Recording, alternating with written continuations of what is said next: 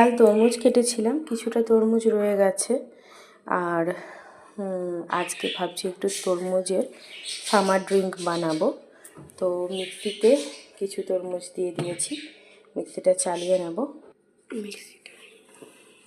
মিক্সিটা একটু চালিয়ে নেব।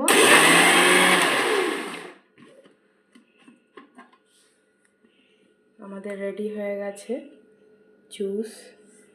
এবারে আর একটু তরমুজ আছে, ওটাও দিয়ে দেবো।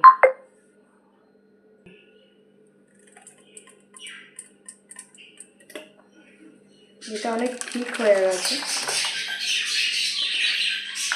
এতে একটু লেবুর রস দিয়ে দেবো।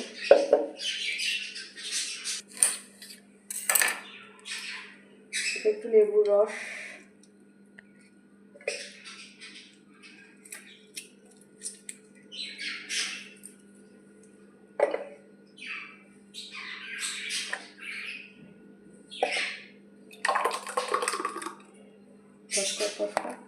তৈরি হয়ে গেছে আমাদের তরমুজের শরবত। এতে একটু চিনি অ্যাড করেছিলাম অল্প, আর একটু লেবুর রস ফ্লেভারের জন্য।